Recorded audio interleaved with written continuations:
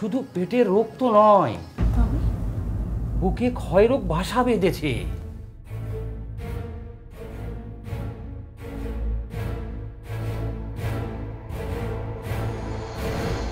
কি বলছেন বুদ্ধিমশাই? এর কি কোনো পথ্যই নেই? না, তবে আছে। হাওয়া বদল করলে কিছু উপশম হতে পারে।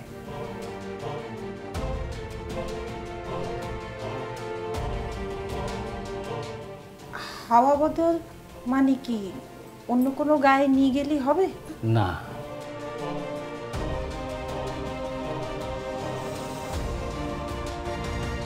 পাহাড় অঞ্চলের কিছুটা জায়গায় নিয়ে গেলে কিছুটা উপকার হতে পারে।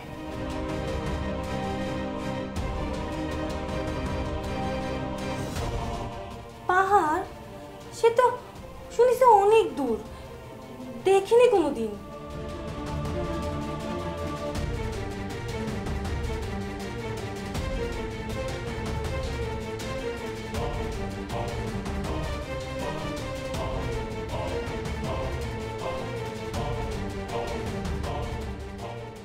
হাসানকে বলে দেখি না হয়।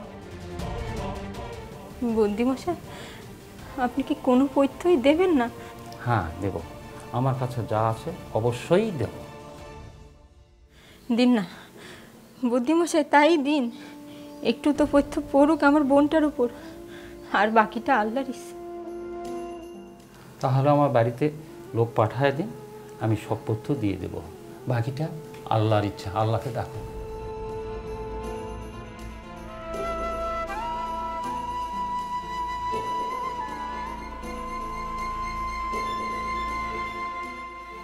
ইনশাল্লাহ ভালো হয়ে যাবে।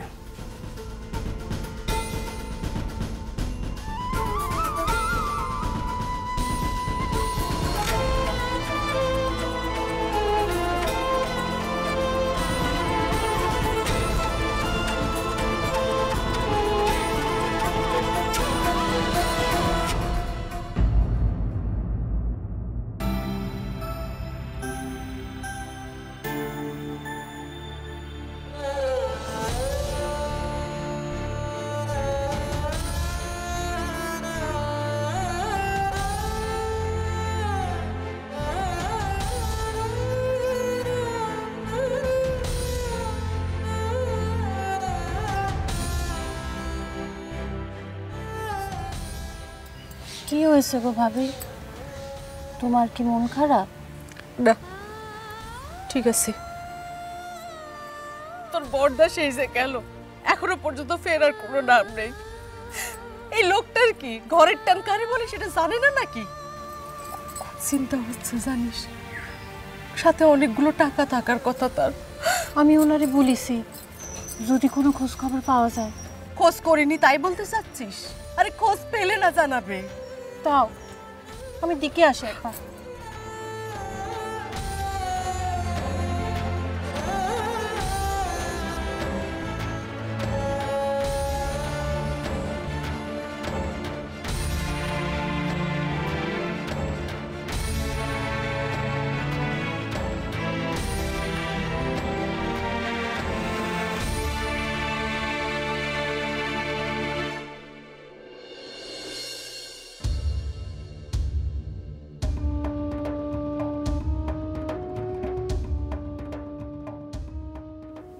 মা, চিন্তা কিন্তু আমারও হচ্ছে।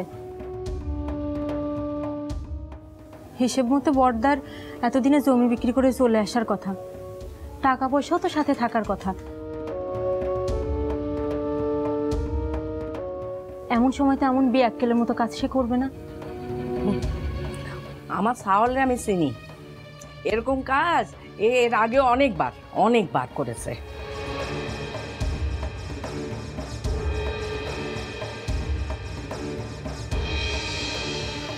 তাইলে আমি কাউরে দিয়ে খবর পাঠাই।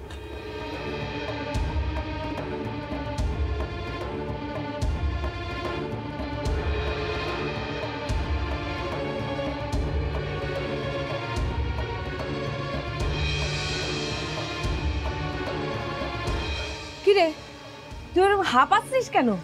নদীর দিকে গেছিলাম মা। মাছ ধরতে?